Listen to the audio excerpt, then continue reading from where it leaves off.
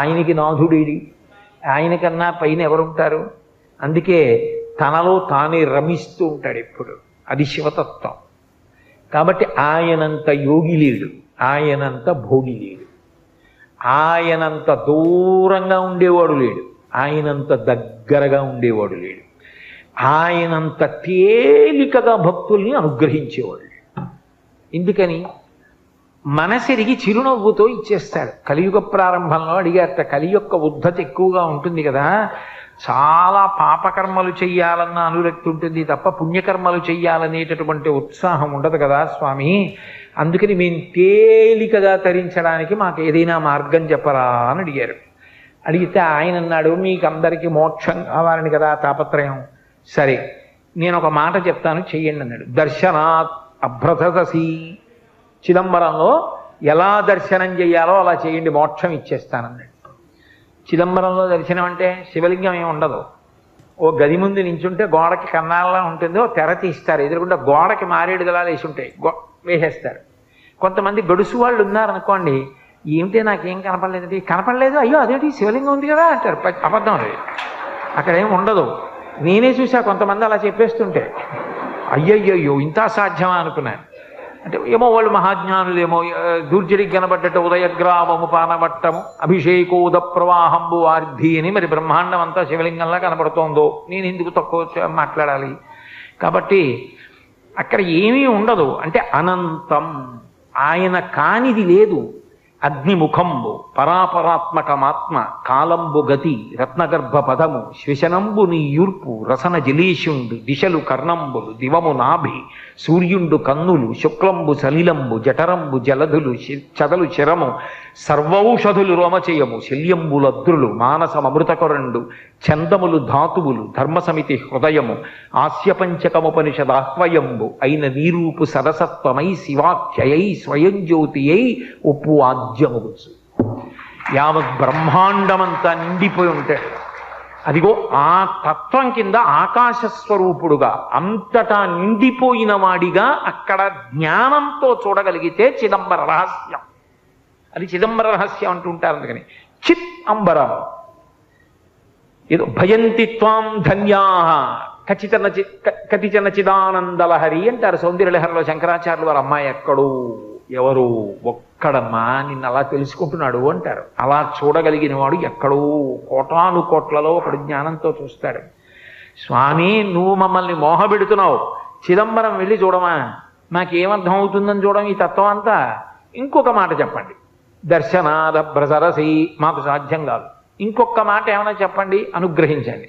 సరే, జననాత్ కమలాలయే, తిరువారూరులో పుట్టండి, మోక్షం ఇచ్చేస్తారు. ఇది మరీ అన్యాయం. నేను మా అమ్మ కడుపులో ఉంటాను, మా అమ్మ నన్ను ఎక్కడ కంటుందో నాకు తెలుసా? మా అమ్మ తిరువారూరులో కంటుందో, లేకపోతే తాయారుపేటలో కంటుందో, ఏలూరులో కంటుందో, జాలిపూడిలో కంటుందో, విశాఖపట్నంలో కంటుందో, కాకినాడలో కంటుందో నాకేం తెలుసు? అప్పటికి మా అమ్మ పుట్టింటారు ఎక్కడ ఉంటారో అక్కడికి వెళ్తుంది. ఒకవేళ అది ఏ పల్లెటూరు అయి కవల పిల్లల కడుపులో ఉంటే మేనమావ గారు ఉన్న పెద్ద పట్టణంలో అవ్వచ్చు పురుడు, ఏం చెప్పగలం? అందుకని ఇదేం మాట స్వామి, నేను కరుణామయుడు అని నమ్ముకుని మేమొస్తే తిరువారూరులో పుట్టు ఇస్తానంటే ఏమిటి? నా వల్ల ఎలా సాధ్యం అవుతుంది? ఎక్కడున్నానో ఏం తెలుస్తుంది? ఆ కటిక చీకట్లో అమ్మ కడుపులో పడుకుని కుదరదు. ఇంకొక మాట చెప్పు. సరే, జననాత్ కమలాలయే, పుట్టడం నీ చేతిలో లేదు, చచ్చిపోతావా అని చెప్పించోట పోని. కాశ్యాంతు మరణాన్ముక్తి, బలవంతంగా చచ్చిపోవడం కాదు సుమా, సహజంగా నీ కర్తవ్యాలన్నీ అయిపోయాయి, కాశీ వెళ్ళుండిపో, ఇంకా నాకేం లేవు, నీ చేయవలసినవన్నీ చేసేసా, చెప్పులు ఇప్పేశా, ఇంకా నాకేం బెంగలేదు, మనవాళ్ళు కొడుకు చూసుకుంటాడు, కోడలు చూసుకుంటుంది, ఎందుకు వచ్చింది, హాయిగా వెళ్ళి కాశీలో ఉంటా, ఎప్పుడప్పుడు ఊపిరైపో. ఏమవుతుంది కాశీ ఉంటే అంటే, రామకృష్ణ పరమహంస దివ్య దర్శనం చేశారు. కాశీ పట్టణంలో ప్రాణోత్క్రమణమయ్యేటటువంటి సమయంలో మనుష్యులకు కాదు సమస్త భూతములకు శివానుగ్రహం కలుగుతుంది. నమస్తారాయచ అని రుద్రాధ్యాయంలో ఆయనకి పేరు. ఆయన నామమే తారకనామం. ఆయనే సంసార సముద్రమును దాటిస్తాడు. అందుకని ఏం చేస్తాడు, ఆయన నామం ఆయనే ఉపదేశిస్తాడు. అది ఎలా అంటే, ఆ తల్లి పార్వతీదేవిట బయలుదేరి వచ్చి ప్రాణోత్క్రమణమైపోతున్నటువంటి వాడు ఇంకా ఊపిరి అందక కొట్టుకుంటున్నటువంటి సమయంలో పాలిండ్లు కదలంగ పసిడిపయ్యద వీచు అచలాధిపుని కూర్మి ఆడుబిడ్డ తుత్కారమునరించి తొండంబు ముక్కున శిఖరారావంబు జిలుకు డుంఠి ప్రథమోత్తముండు భృంగి భయరక్షణార్థంబు పాలాగ్రమున తీర్చు భసిత రేఖ ప్రత్యక్షమై వచ్చి భాగీరథీ గంగ మృదుల హస్తము సాచి నేను నివురు దక్షిణ శృతి మీదుగా ధాత్రి త్రిళ్ళి పెద్ద నిద్రకు మాగన్ను పెట్టువేళ పంచజనులకు తారక బ్రహ్మ విద్య అభవుడు ఉపదేశమురరించునప్పుడు కాశీపట్టణం అంటే ఆయనకి అంత ఇష్టం. ఆయనే చెప్పుకున్నాడు పార్వతీదేవితో, మనం ఎన్నడూ ఈ కాశీని విడిచిపెట్టి ఉండం, మన చేత అవిముక్తమయ్యుంట ముగ్ధాక్షి ఇది అవిముక్తమయ్యే మనకు ఆనందింబును నరించుకావున ఆనంద విపినాభిధానమయ్యే మహాశ్మశాన భూముల సంవసింతునీగాన నేనుంట ఇది మహాశ్మశానమయ్యే నూరంత ప్రొద్దున నుండి రుద్రుండనీగాన రుద్రగేహాఖ్యయ్యే అసియు వరుణయు కూడి అక్షర సరవితో వారణాసియన్ సంజ్ఞయయ్యే గాశ్రుదీప్తాయనంగ విఖ్యాతమైన ధాతువున కాశీ అయ్యే భూతలంబునందు అని చెప్పాడు. కాశీ నిత్య నివాసం, ఎప్పుడూ పార్వతీదేవితో శంకరుడు అక్కడ ఉంటాడు. అందుకని ఆ ప్రాణోత్క్రమణం అవుతూ చెమటలు పట్టేసి ఊపిరందక మనసు ఇంద్రియముల యొక్క శక్తులు వెనక్కి లాగేస్తుంది. కళ్ళు చూడవు, చెవులకి వినపడదు, ముక్కు వాసన చెప్పదు, ఊపిరి అందదు, చెమట. కొడుకేదో అంటూ ఉంటాడు, వినపడదు, పడుకోబెట్టేస్తుంటారు చాప మీద, బయట పడుకోబెట్టండి అంటారు, అదొక భయం. అటువంటి సమయంలో తులసి నీళ్లు పోస్తాడు, గుటకపడదు, ఎదురుగుండా భటులు. అంతటి భయంకర వేళ పాలిండ్లు కదలంగ పసిడిపయ్యద వీచు అచలాధిపుని కూర్మి ఆడుబిడ్డ. పార్వతీదేవి వచ్చి విసినికర్రతో కాదుట, తన పవిట కొంగుతో విసురుతుందిట. అమ్మవారిని చూస్తూ తన్మయత్వంతో జగదంబ మా అమ్మ శ్రీమాత అని శాంతి పొందుతట. అచలాధిపుని కూర్మి ఆడుబిడ్డ తుత్కారమునరించి తొండంబు ముక్కున శిఖరారావంబు జిలుకు డుంఠి. ఏనుక్కి 8 ప్రదేశముల నుంచి మదజలం కారుతుంది అని. ఆ డుంఠి గణపతి ఆ మదజలం తడిగా ఉంటుంది, సువాసనతో ఉంటుంది, అందుకే తుమ్మెదలు వాలుతూ ఉంటాయి. దాన్ని తొండం చివరి భాగంతో ముక్కు దగ్గర చిమ్ముతూ ఉపశాంతి కల్పిస్తాట. డుంఠి గణపతి బయలుదేరి వచ్చి కంఠవేది మీద చంద్రవంక ఉండి ఎడం పక్కకి తొండం తిరిగితే డుంఠి గణపతి అంటారు. కాశీపట్టణంలో ఉంటాడు అని. వచ్చి ఆయన ధుత్కారమునరించి తొండంబు ముక్కున శిఖరారావంబు జిలుకు డుంఠి ప్రథమోత్తముండు భృంగి భయరక్షణార్థంబు పాలాగ్రమున తీర్చు భసిత రేఖ. భయపడకురా అని 3 కాళ్లతో ఉంటాడు భృంగి. భృంగిచ్ఛా నటనోత్కట కరిమదగ్రహీ స్ఫురన్మాధవ అంటారు శంకరాచార్యులు వారు. ఆ భృంగి ఎంత వశపడతాడంటే సేవకుల్ని కూడా అంత ప్రేమిస్తాడట శంకరుడు. అది యజమాని అంటే. చండీశ్వరుడు నిజానికి శివకుటుంబంలో సభ్యుడు కాడు, మనందరిలా పుట్టిన నరుడు. కానీ ఆయన ప్రేమ చూసి ఏ స్థానం ఇచ్చాడంటే, తను తినగా మిగిలినది తన కడుపున పుట్టిన బిడ్డలు కానీ కట్టుకున్న ఇల్లాలు కానీ తినడానికి వీల్లేదు, చండీశ్వరుడు తినాలని నియమం పెట్టాడు. అందుకే శంకరాచార్యులు వారు సౌందర్యలహరిలో శ్లోకం చేస్తూ నివృత్యై చండాంశ త్రిపురహర నిర్మాల్య విముఖై అంటారు. అది చండీశ్వరుడికి వెళ్తుంది. శివాలయంలో ప్రసాదం శివాలయంలో వదిలిపెట్టేయాలి, ఇంటికి పట్టుకెళ్ళకూడదు, అవన్నీ పిచ్చి మాటలు. చండీశ్వరుడికి చిటిక వేసి చూపించాలి, ఆయనకి చెవుడండి అవన్నీ కావు. ఆయన ధ్యానమునందు ఉంటాడు, శివధ్యానంలో. చిటికల చెండి అని చిటిక వేస్తే కళ్ళు విప్పుతాడు. అంటాడు, స్వామి శివప్రసాదం పట్టుకెడుతున్నాను, ఆ పట్టుకెళ్ళు అంటాడు. చండీశ్వరుడికి చెందుతుంది కాబట్టి ఆయనకి చూపించి తీసుకెళ్ళాలి. అందుకే లోపలికి వెళ్ళి ఆయన్ని చూసి బయటకు వస్తున్నప్పుడు చండీశ్వరుడు ఉంటాడు ప్రదక్షిణంలో. నివృత్యై చండాంశస్త్రిపురహర నిర్మాల్య విముఖై. బిడ్డలకి కూడా ఇవాళ అధికారం చండీశ్వరుడికి ఇచ్చాడు. ఒక యజమాని అంటే తన మీద ప్రేమ ఉన్న వాళ్ళని గుర్తించి వాళ్ళ గురించి పరోక్షంలోనైనా అలా చెప్పి మెచ్చుకోవాలి. అంతేగాని ఎప్పుడు నే గొప్పవాడిని కాదు, అంత గొప్పవాళ్ళు వాళ్ళు నన్ను అనుగమిస్తూ అని చెప్పాలి. అది యజమానికి ఉండవలసిన లక్షణం. అది శివుడు చూపిస్తాడు ఇంటి యజమానిగా ఎలా ఉండాలో. కాబట్టి ఆ భృంగి బయలుదేరి వస్తాడు. ఆయన 3 కాళ్లతో ఉంటాడు. చిత్రం ఏంటంటే ఆ భృంగి అంటే ఎంత ఇష్టమో తెలుసా? ఆ భృంగి కోసం మెడతాడు పార్వతీదేవితో కలిసి. కాంచీపురంలో భృంగి మంటపం అని ఏకాంబరేశ్వర దేవాలయానికి బాగా బయటికి ఉంటుంది, కామకోటి మఠం వేవి. పర్వదినాల్లో పల్లకీలో అమ్మవారితో కలిసి సుగంధ కుంతలాంబతో కలిసి ఆ భృంగి మంటపానికి వస్తాడు. వచ్చి భృంగికి దర్శనమిచ్చి లోపలికి పెడతాడు. విద్యాశంకర దేవాలయంలో శృంగేరిలో గోడ మీద ఉంటాడు భృంగి చెక్కబడి. 3 కాళ్లతో ఉంటాడు భృంగీశ్వరుడు ఒక్కడే. అటువంటి భృంగి వచ్చి ప్రథమోత్తముండు, ప్రథమగణాల్లో ఉత్తముడు, భయపడకురా నీకేం బెంగలేదని బొట్టనవేలుతో విభూతి పెడతాట. ఎవరికి? కాశీపట్టణంలో ప్రాణోత్క్రమణం అవుతున్న వాడికి. మళ్ళీ వెనక్కి వచ్చి గుర్తు తెచ్చుకుంటూ ఉండండి. ప్రథమోత్తముండు భృంగి భయరక్షణార్థంబు పాలాగ్రమణ తీర్చు భసిత రేఖ ప్రత్యక్షమై వచ్చి భాగీరథీ గంగ మృదులహస్తము సాచి మేను నివురు. చల్లటి తల్లి ఆ గంగకి అధిష్టాన దేవత గంగమ్మ ఉందే, ఆవిడ రూపంతో తెల్లటి బట్ట కట్టుకొని నడిచి వస్తుంది గంగమ్మ. గంగమ్మ అనుగ్రహిస్తుంది. గంగకి అధిష్టాన దేవత ఉంది, ప్రతి నదికి ఉంది. తెలిస్తే తెలిసినట్టు ఉండాలి, తెలియకపోతే తెలియనట్టు ఉండాలి. అంతేగాని నదులకు ఉంటారా? నదులు పుణ్యజలాలా? నదుల్లో స్నానం చేస్తే పుణ్యం వస్తుందా? అదో మెట్ట వేదాంతం. మరి అలాంటప్పుడు నదుల గురించి పురాణాలు అన్నింటిలో అంత గొప్పగా ఎందుకు మాట్లాడారు? శంకరాచార్యులు వారు నర్మదాష్టకం ఎందుకు చేశారు? గంగాష్టకం ఎందుకు చేశారు? నదులు గొప్పవి కాబట్టే కదా.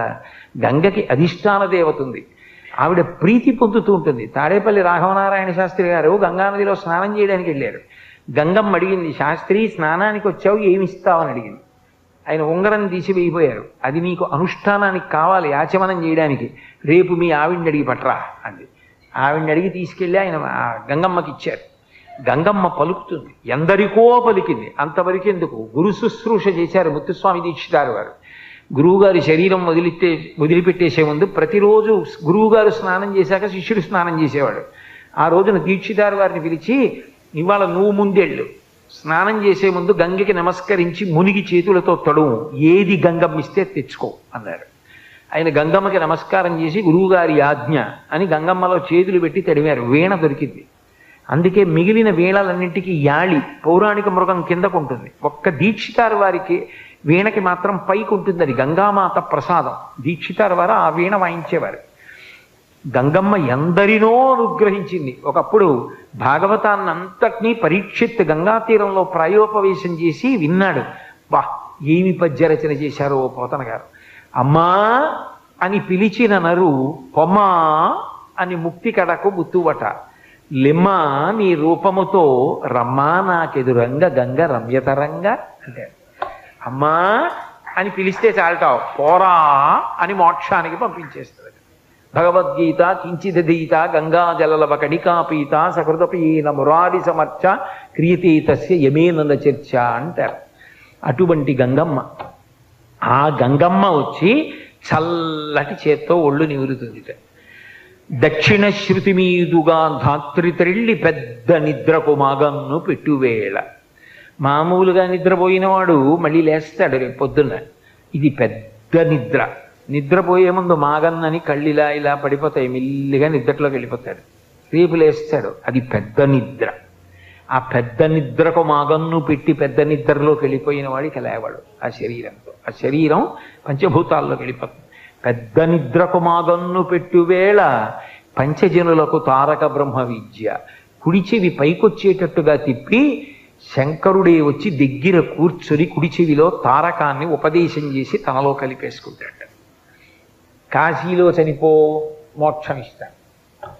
అందుకని మళ్ళీ వెనక్కి రండి. దర్శనాదభ్రసరసి జననాత్ కమలాలయే కాశ్యాంతో మరణాన్ముక్తి. పోనీ కాశీలో మరణిస్తావా, మోక్షం ఇస్తాను. బలవంతంగా కాదు సుమా, మళ్ళీ చెప్తున్నాను. చాకటి కూడా రాదు చెప్పారు, నాకు హైచెంపలు చేయకండి. నేను చెప్తున్నది సహజ మరణం, కాశీవాసం చేసి. అయితే స్వామి మా సంసారం ఎంత గొప్ప బంధనాలో నీకు తెలుసు కదా. పెరిగే కొద్దీ ముచ్చట్లు ఎక్కువ. ముందు కొడుకు మీద ముచ్చట, తర్వాత మంచి కోడలు వచ్చిందని ముచ్చట, ఆ తర్వాత మనవడి మీద ముచ్చట. ఇక్కడ ప్రసంగం చెప్తుంటే ఇంటి దగ్గర ఎక్కడో టీవీలో వస్తుంటే వాడికి తెలియక టీవీలో తాతగారు ఉన్నారనుకుని తాత దా నరుస్తున్నాడని ఫోన్ చేసి చెప్తే తలడిల్లిపోతాడు తాత. ఇన్ని బంధాలు, నేనెక్కడ కాశీరా, కాశీలో ఉండనా, అవుతుందా నా వల్ల?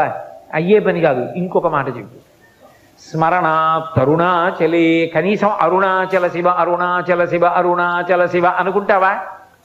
అలా అనుకో చాలు. స్మరణాత్, అరుణాచల శివుడిని స్మరిస్తుండు. ఆ కొండ, ఆ శివలింగం, ఆ గిరి ప్రదక్షిణం అవి మనసులో స్మరించుకుని అరుణాచల శివ అరుణాచల శివ అంటుండు. ఎప్పటికప్పుడు పాపదహనం చేసి నీకు మోక్షం ఇస్తా చాలు. ఇంకింతకన్నా అడిగితే బాగుండదు స్వామి. 4 ఇచ్చావు, ఏదో ఒకటి అంటాం, అంతేగాని ఇంకా చాలదంటే ఇంతకన్నా అన్యాయం ఇంకోటి ఉండదు. ఇన్ని వరాలు ఇచ్చావు, బిడ్డలని అనుగ్రహించడంలో అంతటి కరుణామూర్తి. అసలు నిజానికి మీకు ఒక్క మాట చెప్పి నా ప్రవచనం పూర్తి చేస్తాను. లోకంలో ఏదో సత్కారం చేస్తామండి, ఓ దండేస్తామంటే వస్తాడు ఎవడన్నా, ఏదో మీకు బట్టలు ఇస్తామండి అంటే పుచ్చుకుంటారు, మీకు పాములు ఇస్తామండి అంటే పుచ్చుకునేవాడు ఎవడన్నా ఉంటాడా? శివుడు ఒక్కడే నాగభూషణుడు. అంతేకాదు, మీరు కింద నించోండి పైనుంచి నీళ్లు పోస్తామంటే పుచ్చుకునేవాడు శివుడు ఒకడే. శివుని శిరమున కాచిన్ని నీళ్లు చల్లి, రాజశేఖర చరిత్రం, అందులో అంటాడు, శివుని శిరమున కాసిన్ని నీళ్లు చల్లి పత్తిరి సుమంత నెవ్వాడు పారవయించు, కామధేనువు వానింట గాడి పసర, అల్ల సురశాఖి వానింట మల్లె చెట్టు. వీడేం పెద్ద రుద్రాధ్యాయం అంతా చదివేసి స్వరంతో మంత్రాలు చెప్పేసి పరమభక్తితోటి అభిషేకం చేసేది లేదు. ఇన్ని నీళ్లు సమృద్ధిగా ఇస్తే ఉద్ధరణో టట్టుకొచ్చి ఇలా పోస్తూ ఉంటాడు. నీకు చేయిస్తే స్నానం అలా ఓ చిన్న గిన్నెలో నీళ్లు వేసి ఉద్ధరణేసి భార్య పెట్టి స్నానం చేసిరండి అంటే, ఇంత కృష్ణానది ఇంత ప్రవాహం ఇన్ని నీళ్లు ఇచ్చాడా? మీరంటే భక్తులు చక్కగా చేస్తారు. నాలాంటి ధూర్తుడు ఆచమన పాత్ర అట్టుకుని ఇలా ఏమి ఇలా పోయిలేవు, కనీసం అన్ని నీళ్లు ఇచ్చాడు కదంటే బద్ధకం, ఓ బిందెతో తేడు ఇంకోసారి, లేదా వరదల కింద పోసేస్తాడు. అంతే, అతివృష్టి అనావృష్టి. కానీ అందుకని నీళ్లు చల్లి అన్నాడు. అభిషేకం ఎక్కడ చేశాడు రా నాలాంటి వాడు అని నన్ను దృష్టిలో పెట్టుకుని వాడు నీళ్ళు ఎక్కడ పోశాడు? నీళ్లు చల్లాడు. పోనీ పత్రి మనస్ఫూర్తిగా ఓం నిధనపతయే నమః అని ఇలా వేశాడా? ఇలా చల్లేయడమే. పత్తిరి సుమంతనెవ్వాడు పారవయిచ్చు, పారేశాడంతే ఆయన మీద. అయినా ఆయన పొగిపోయి పోన్లేరా, 6-7 దళాలు తెచ్చావు, నా మీద నీళ్లు చల్లేవు, ఏదో నేను ఉన్నానని నమ్మి వచ్చావు, చాలేరా. వాడు అలాగే చెప్తాడా కోటేశ్వరరావుని పట్టించుకోకు, నేను చూస్తాను కదా అని. అల్ల కామధేనువు వాడింట గాడిపసర, కామధేనువుని తెచ్చి ఇంట్లో కట్టేస్తాట. అల్ల సురశాఖి వానింట మల్లి చెట్టు, కల్పవృక్షాన్ని తీసుకొచ్చి ఇంట్లో ఏదో మల్లి చెట్టు పాతినట్టు పాతేస్తాట. అంత సులభుడు. ఆయనంత ప్రసన్నుడు లోకంలో ఎవరు ఉండరు. భగీరథుడు తపస్సు చేస్తే ఊర్ధ్వబాహు పంచతప మాసాహారో జితేంద్రియ తస్య వర్ష సహస్రాణి ఘోరీ తపసి తిష్ఠిత. రామాయణం బాలకాండ. ఆయన చేతులు పైకెత్తి 1000 సంవత్సరముల పాటు 4 వైపులా అగ్నిహోత్రాన్ని పెట్టుకుని సూర్యుడిని చూస్తూ తపస్సు చేస్తే కొన్ని 1000 సంవత్సరముల తర్వాత తస్య వర్ష సహస్రాణి 1000 సంవత్సరముల తర్వాత బ్రహ్మగారు ప్రత్యక్షం అయ్యాడు. మా వంశం నిలబడాలి, తథాస్తు. మా ప్రపితరులు సగర చక్రవర్తి కుమారులు సగరలు బూది కుప్పలై పడిపోయి ఉన్నారు పాతాళ లోకంలో. ఆకాశగంగ ప్రవహిస్తే తప్ప వాళ్ళు ఉద్ధరణ పొందరు, అందుకని ఆకాశగంగని విడిచిపెట్టు, పాతాళ లోకానికి తీసుకెడతానన్నాడు. కుదరదు. గంగాయా పతనం రాజన్ పృథివీన సహిష్యతి తాం వై ధారయితుం వీరనాంద్యం పశ్యామి శూలినః.